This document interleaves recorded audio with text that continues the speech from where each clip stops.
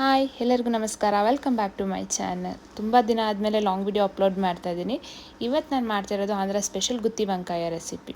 ಬನ್ನಿ ಅದನ್ನ ಹೇಗೆ ಮಾಡೋದು ಅಂತ ನೋಡ್ಕೊಳ್ಳೋಣ. ಮೊದಲಿಗೆ ಸ್ಟವ್ ಮೇಲೆ ಒಂದು ಬಾಣಲಿನ ಇಟ್ಟು ಅದಕ್ಕೆ ಕಡಲೆ ಬೀಜ, ಒಣ ಕೊಬ್ಬರಿ ಹಾಕಿಬಿಟ್ಟು ಚೆನ್ನಾಗಿ ರೋಸ್ಟ್ ಮಾಡ್ಕೊಬೇಕು. ಇದು ರೋಸ್ಟ್ ಆಗ್ತಿದ್ದಂಗೆ ಇದಕ್ಕೆ ನಾವು ಸ್ವಲ್ಪ ಬಿಳಿ ಎಳ್ಳು, ಧನಿಯಾ, ಜೀರಿಗೆ ಹಾಕಿ ಚೆನ್ನಾಗಿ ರೋಸ್ಟ್ ಮಾಡ್ಕೋಬೇಕು. ಎಳ್ಳೆಲ್ಲ ಚಿಟಪಟ ಅನ್ನೋ ಶಬ್ದ ಬರೋವರೆಗೂ ನಾವು ರೋಸ್ಟ್ ಮಾಡ್ಕೋಬೇಕು. ನಂತರ ಅದಕ್ಕೇ ನಾವು ಬೆಳಗ್ಗೆ ಮೆಣಸಿನ್ಕಾಯಿ, ಒಣಮೆಣಸಿನ್ಕಾಯಿ, ಗಸಗಸೆ ಹಾಕಿ ಮತ್ತೆ ರೋಸ್ಟ್ ಮಾಡ್ಕೋಬೇಕು. ಮತ್ತು ಗಸಗಸೆ ಎಲ್ಲ ಚಿಟಪಟ ಅನ್ನಬೇಕು, ಅಲ್ಲಿವರೆಗೂ ರೋಸ್ಟ್ ಮಾಡ್ಕೋಬೇಕು. ನಾವು ಎಷ್ಟು ಚೆನ್ನಾಗಿ ರೋಸ್ಟ್ ಮಾಡ್ಕೊತೀವೋ ಅಷ್ಟು ಚೆನ್ನಾಗಿ ಟೇಸ್ಟ್ ಬರುತ್ತೆ. ಇದು ರೋಸ್ಟ್ ಆದಮೇಲೆ ಇದನ್ನೆಲ್ಲ ನಾವೊಂದು ಮಿಕ್ಸಿ ಜಾರ್ಗೆ ಟ್ರಾನ್ಸ್ಫರ್ ಮಾಡಿಕೊಂಡು ಅದಕ್ಕೊಂದು 3 ಏಲಕ್ಕಿ, 1 ಇಂಚ್ ಚಕ್ಕೆ, ಒಂದು 5 ಲವಂಗ ಹಾಕ್ಕೊಂಡು ತರಿಯಾಗಿ ಈ ರೀತಿ ರುಬ್ಕೋಬೇಕು. ನೆಕ್ಸ್ಟ್ ಇದಕ್ಕೇ ಈರುಳ್ಳಿ, ಶುಂಠಿ ಬೆಳ್ಳುಳ್ಳಿ, ಟೊಮೆಟೊ, ಕೊತ್ತಂಬರಿ ಸೊಪ್ಪು, ಕರಿಬೇವು ಸೊಪ್ಪು ಮತ್ತು ನೆನೆಸಿಟ್ಟಿರೋಂತಹ ಹುಣಸೆಹಣ್ಣು ಹಾಕ್ಕೊಂಡು ಮತ್ತೆ ತರಿಯಾಗಿ ರುಬ್ಕೊಂಡು ಅದಕ್ಕೆ ಖಾರದ ಪುಡಿ, ಉಪ್ಪು, ಅರಿಶಿಣ ಪುಡಿ ಹಾಕಿ ರುಬ್ಕೋಬೇಕು. ತುಂಬ ನುಣ್ಣಗೆ ರುಬ್ಬಾರ್ದು, ತರಿಯಾಗೇ ರುಬ್ಬಬೇಕು.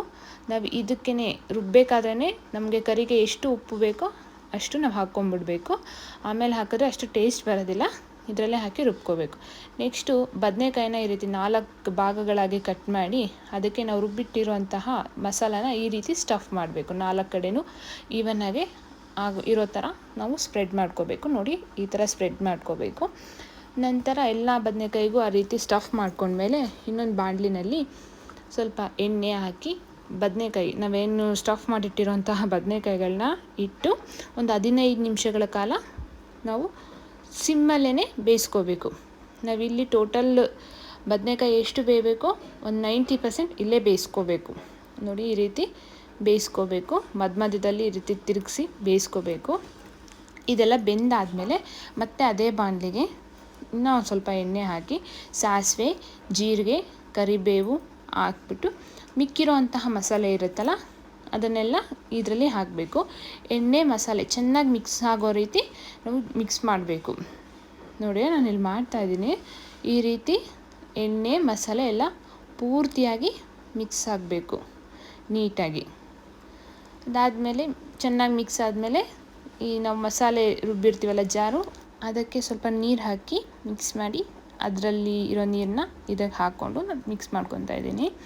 ಇದನ್ನು ಒಂದು 5ರಿಂದ 8 ನಿಮಿಷಗಳ ಕಾಲ ಸಿಮ್ಮಲ್ಲೇ ಕುದಿಯೋದಕ್ಕೆ ಬಿಡಬೇಕು. ಮೀಡಿಯಮ್ ಫ್ಲೇಮಲ್ಲೇ ಕುದಿಯೋದಕ್ಕೆ ಬಿಡಬೇಕು. ಇದು ಕುದ್ದಾದಮೇಲೆ ನಾವು ಈಗಾಗಲೇ ಬೇಯಿಸ್ಕೊಂಡಿರೋಂತಹ ಎಣ್ಣೆಯಲ್ಲಿ ಫ್ರೈ ಮಾಡ್ಕೊಂಡಿರುವಂತಹ ಬದನೆಕಾಯಿಗಳನ್ನ ಒಂದೊಂದಾಗಿ ಹಾಕಬೇಕು. ನೋಡಿ, ಇಲ್ಲ ಹಾಕ್ತಾಯಿದ್ದೀನಿ. ನೀಟಾಗಿ ಈ ರೀತಿ ಒಂದೊಂದೇ ಹಾಕಬೇಕು.